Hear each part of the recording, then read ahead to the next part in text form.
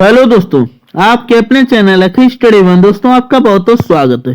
दोस्तों आज मैं आपके लिए यूपी पुलिस कांस्टेबल भर्ती 2024 के एग्जाम के लिए हिंदी जीके की क्लास लेके आऊं दोस्तों, जो आपके 17 और 18 फरवरी के एग्जाम के लिए वेरी वेरी इंपोर्टेंट क्लास रहेगी दोस्तों।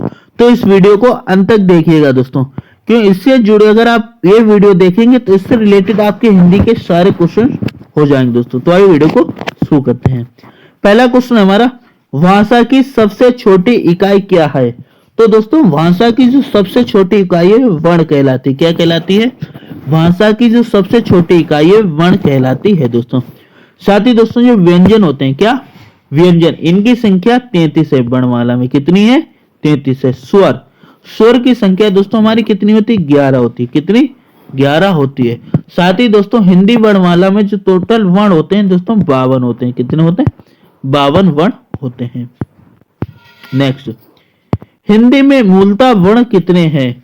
तो दोस्तों अगर मूलतः शब्द लग जाए, क्या अगर यहाँ पे पूछा हुआ था हिंदी में कितने वर्ण होते हैं, तो हम कितने बता देते? 52 होते हैं दोस्तों। कितने?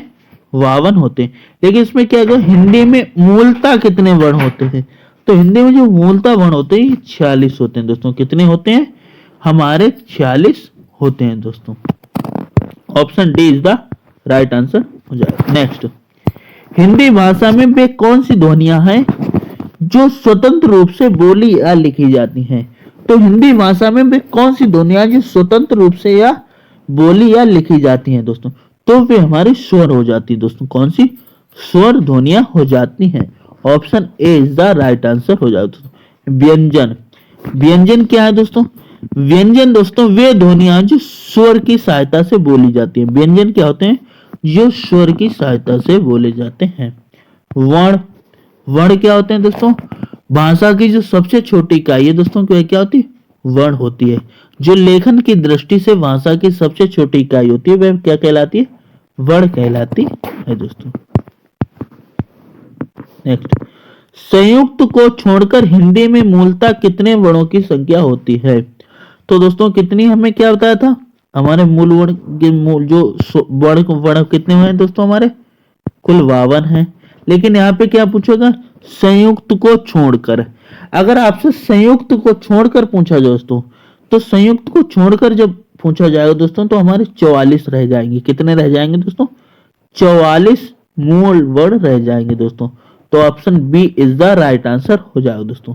क्या पूछा? संयुक्त को छोड़कर हिंदी में मूल वर्णों की संख्या कितनी है? तो कितना आप लगाएंगे?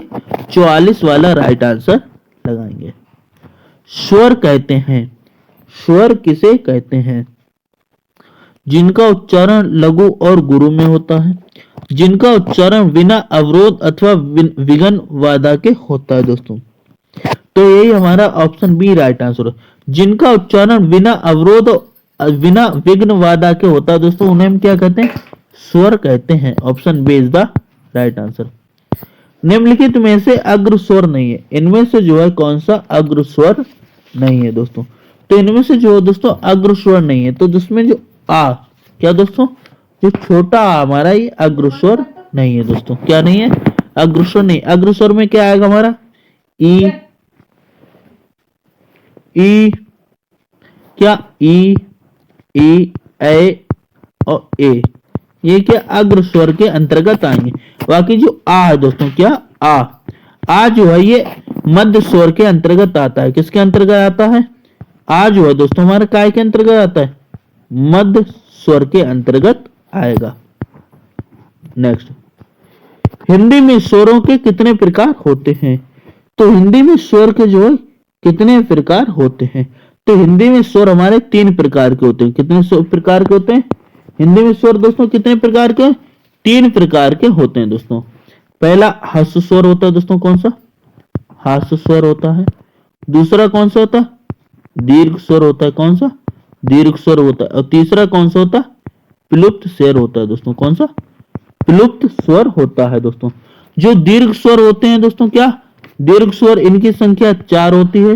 ह्रस्व स्वर की संख्या कितनी होती है? 4 होती है दोस्तों। ठीक, दीर्घ 7 होते हैं, ह्रस्व 4 होते हैं। टोटल कितने होते हैं हमारे? 11 स्वर हो जाते हैं। हिंदी वर्णमाला में अंग और आह क्या कहलाते हैं? तो हिंदी वर्णमाला में जो अंग और आ है ये क्या कहलाते हैं? तो ये अयोगवाह कहलाते हैं। क्या कहलाते हैं? अयोगवाह कहलाते हैं दोस्तों। क्या कहलाते हैं? अयोगवाह कहलाते हैं दोस्तों। साथ ही दोस्तों इन्हें अनुस्वर भी कहा जाता है। क्या कहा जाता है? अनुस्वर भी कहा जाता है। तो वैसे ऑप्शन सी हमारा राइट आंसर हो जाएगा दोस्तों। संयुक्त अक्षर, तो जो संयुक्त अक्षर होते हैं दोस्तों, संयुक्त ये हमारे कितने? 4 होते हैं दोस्तों। कितने होते हैं? 4। व्यंजन 33 और स्वर कितने होते हैं दोस्तों? हमारे स्वर 11 होते हैं। ठीक है। जिनके उच्चारण में दीर्घ स्वर से भी अधिक समय लगता है वे क्या कहलाते हैं? तो जिनके उच्चारण में दीर्घ स्वर से भी अधिक समय लगता है वे विलुप्त स्वर कहलाते हैं। क्या कहलाते हैं? विलुप्त स्वर कहलाते हैं दोस्तों। जैसे क्या? ओम। क्या? जो ओम होता है दोस्तों, क्या? ओम, ये देर तक बोला ओम, तो इसमें क्या? दीर्घ स्वर से भी अधिक समय लगता है, तो ये हमारे विलुप्त स्वर कहलाते हैं। यानी जिनमें दोस्तों 3 गुना समय लगे ये विलुप्त स्वर कहलाते हैं। निम्नलिखित में से कौन स्वर नहीं है? इनमें से कौन स्वर नहीं है दोस्तों? क्या दोस्तों? आ, उ, ए, ये हमारे स्वर के अंतर्गत आए। क्या है कि दोस्तों? स्वर के अंतर्गत आए। ये दोस्तों ऑप्शन डी, यहाँ जो है दोस्तों ये हमारा व्यंजन के अंतर्गत जाएगा दोस्तों। क्या है कि व्यंजन में आएगा दोस्तों। ठीक है। तो उपरोक्त के 3 जो हमारे स्वर हैं, बाकी ये स्वर नहीं है। उच्चारण के समय जीव की स्थिति के अनुसार स्वरों को कितने भेद किए गए हैं दोस्तों? तो उच्चारण के समय दोस्तों जो जीव के आधार पर दोस्तों कितने? जीव के आधार पर जो है दोस्तों स्वरों के 3 भेद किए गए हैं। कितने किए गए? 3 भेद किए गए हैं। ऑप्शन बी जो है राइट आंसर हो जाएगा दोस्तों। साथ ही दोस्तों जीव के आधार पर 3 भागों में, अगर मुख के आधार पर दोस्तों, क्या? मुख द्वार खुलने के आधार पर जो है दोस्तों इनको कितने भागों में बांटा गया दोस्तों? 4 भागों में बांटा गया। कितने में? 4 में बांटा गया दोस्तों। जो उच्चारण के जीव के आधार पर दोस्तों इसमें अग्रस्वर, मध्यस्वर और पक्षस्वर है दोस्तों। ठीक है। अग्रस्वर हमारा कितने हैं? 4 है। मध्यस्वर 1 है और पक्षस्वर कितने हैं? 5 है दोस्तों। ठीक है। वे ध्वनियां जो स्वरों की सहायता के बिना उच्चारित नहीं हो सकती वह क्या कहलाती है? तो जो ध्वनियां हमारी स्वरों की सहायता के बिना उच्चारित नहीं हो सकती उन्हें हम व्यंजन कहते हैं। क्या कहते हैं? व्यंजन कहा जाता है। ऑप्शन सी जो है राइट आंसर हो जाएगा। व्यंजन जो है स्वरों की सहायता से बोले जाते हैं। साथ ही दोस्तों व्यंजन की संख्या कितनी हमारी? 33 होती है। व्यंजनों की संख्या कितनी होती है? 33 होती है। निम्नलिखित में से एक स्पर्श व्यंजन है। इनमें से कोई सा एक क्या है? स्पर्श व्यंजन है दोस्तों। तो स्पर्श व्यंजन दोस्तों उनमें से कौन सा है दोस्तों? तो स्पर्श व्यंजन दोस्तों, क्या? स्पर्श व्यंजन दोस्तों कितने होते हैं हमारे? 25 होते हैं दोस्तों। क्या? स्पर्श व्यंजन कितने हैं? 25 होते हैं दोस्तों। कितने होते हैं? 25 होते हैं। स्पर्श व्यंजन को 5 भागों में बांटा गया। स्पर्श व्यंजन कितने? 5 भागों में भी बांटा गया है। तो सा, छा, हा, ये हमारे स्पर्श व्यंजन। ला, ला जो है दोस्तों, क्या? ला, ला, या, रा, ला, वा, जो या, रा, ला, वा 4 होते हैं। क्या? या, रा, ला और वा, या, रा, ला, वा 4। इनकी संख्या कितनी है? 4। इनको दोस्तों अंतस्थ व्यंजन कहते हैं। क्या? अंतस्थ व्यंजन कहते हैं। हिंदी व्याकरण के अंतिम 5वां अक्षरों को उच्चारण स्थान क्या है? तो हिंदी व्याकरण के जो अंतिम 5वां अक्षर उच्चारण स्थान है इनका दोस्तों अनुनासिक है दोस्तों। क्या? इनका उच्चारण स्थान है क्या? अनुनासिक है दोस्तों। क्या? जैसे क्या? या, ना और मा, इनका उच्चारण स्थान क्या है? इनका उच्चारण स्थान हमारा अनुनासिक है। क्या है? अनुनासिक होता है। Option A is the right answer. अंतस्थ व्यंजन है। तो अभी मैंने आपको क्या बताया? अंतस्थ व्यंजन की संख्या कितनी है? 4 है दोस्तों। क्या? 4 है दोस्तों। अंतस्थ व्यंजन होते क्या है दोस्तों? अंतस्थ व्यंजन वे होते हैं जिन व्यंजनों का उच्चारण स्वरों और व्यंजनों के मध्य का होता है उन्हें अंतस्थ व्यंजन कहते हैं। या, रा, ला, वा, कितने? क्या? या, रा, ला, वा, इनकी संख्या कितनी है? 4 है दोस्तों। और ये अंतस्थ व्यंजन कहलाते हैं। Option D is the right answer. स्व, श, श और हा व्यंजन है।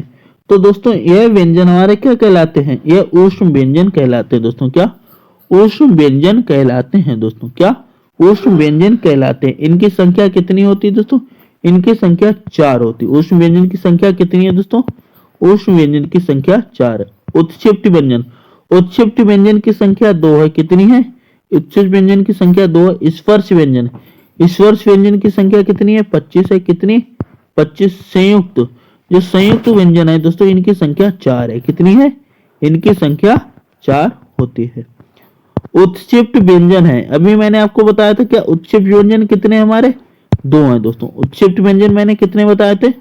उत्क्षिप्त व्यंजन हमारे 2 है दोस्तों। कौन से? ऑप्शन डी वाले दोस्तों, यह उत्क्षिप्त व्यंजन के अंतर्गत आते हैं। Option D is the right answer. उत्क्षिप्त ध्वनि का प्रयोग हुआ है, तो उत्क्षिप्त ध्वनियों का जब प्रयोग हुआ है दोस्तों, ये किसमें हुआ? ये 4 शब्द दिए तो इसमें किसमें हुआ है? तो पढ़ाई शब्द में दोस्तों। किसमें? पढ़ाई में। ऑप्शन सी, पढ़ाई में जो उत्क्षिप्त ध्वनि का प्रयोग हुआ है। Option C is the right answer. ज्ञा वर्ण किन वर्णों के संयोग से बना है? तो ज्ञा वर्ण जो है किन वर्णों के संयोग से बना है? तो क्या है दोस्तों? हमारे जा प्लस वहां के योग से बना है। Option B is the right answer हो जाएगा। छात्र और ज्ञा की गणना स्वतंत्र वर्णों में होती है क्योंकि, तो छात्र ज्ञा है इनकी गणना स्वतंत्र व्यंजनों में होती है क्योंकि दोस्तों ये संयुक्त व्यंजन है।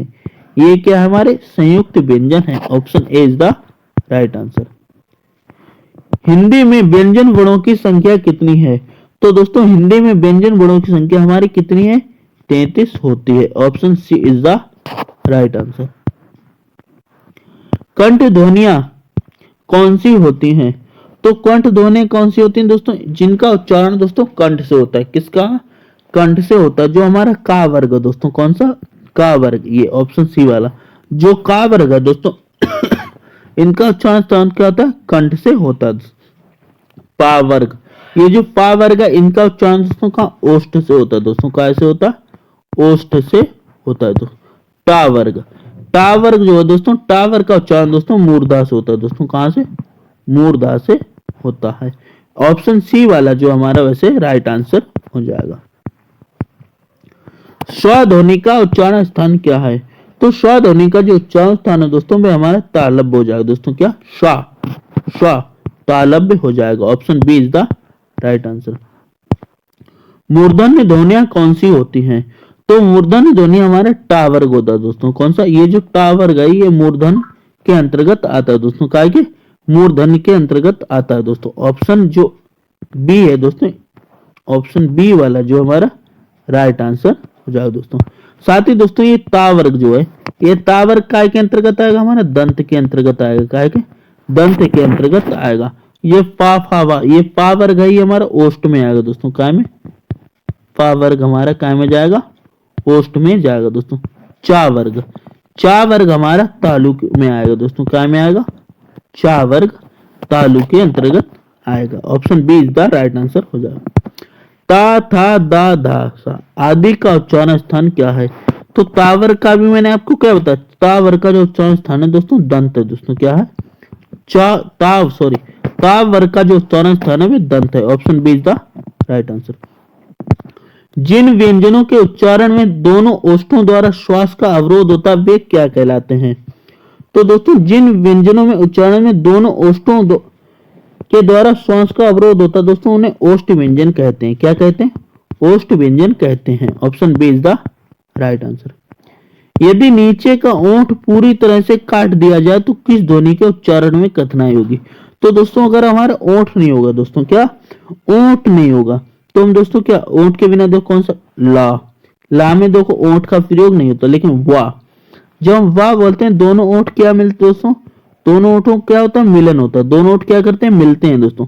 वाह। अगर ओंठ नहीं होंगे दोस्तों तो बा का उच्चारण स्थान नहीं कर पाएंगे दोस्तों। क्या?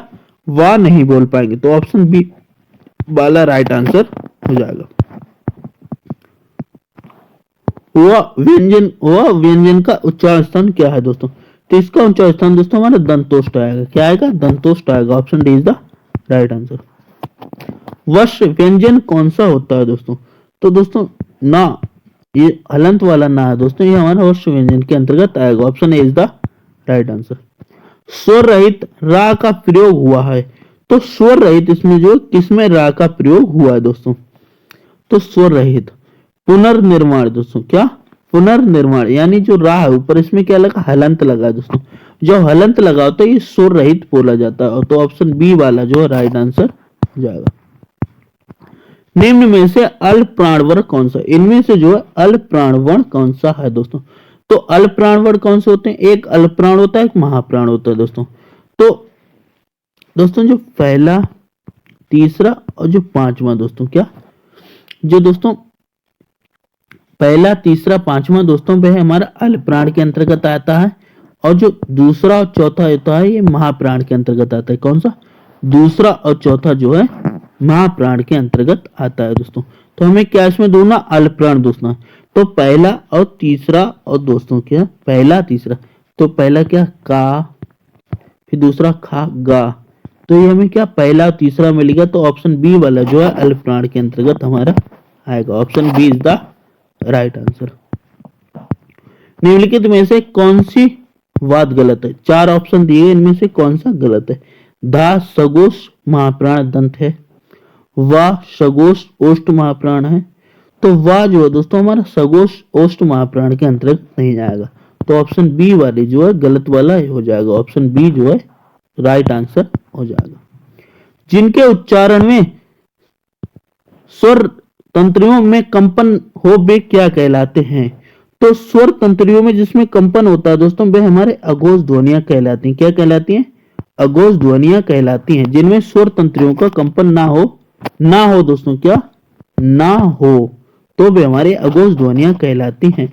ऑप्शन सी जो है राइट आंसर हो जाएगा। प्रसन्नता में कौन सी ध्वनि है दोस्तों, तो प्रसन्नता में जो दोस्तों हमारी युग्मक ध्वनि है दोस्तों, कौन सी है, युग्मक ध्वनि है दोस्तों। तो युग्मक ध्वनि वाला जो ऑप्शन है दोस्तों हमारा ऑप्शन सी वाला जो है राइट आंसर हो जाएगा दोस्तों। तो क्वेश्चन नंबर 34 का ऑप्शन सी जो है राइट आंसर हो जाएगा दोस्तों। नेक्स्ट, निम्न में से महाप्राण ध्वनि नहीं है, कौन सी जो है महाप्राण ध्वनि नहीं है दोस्तों। तो महाप्राण ध्वनि कौन सी है दोस्तों, दूसरा और चौथा दोस्तों। तो का वाला क्या पहला है दोस्तों, तो पहला, तीसरा, पांचवा क्या होता है अल्प प्राण होता है, तो ऑप्शन ए वाला जो राइट आंसर हो जाएगा दोस्तों।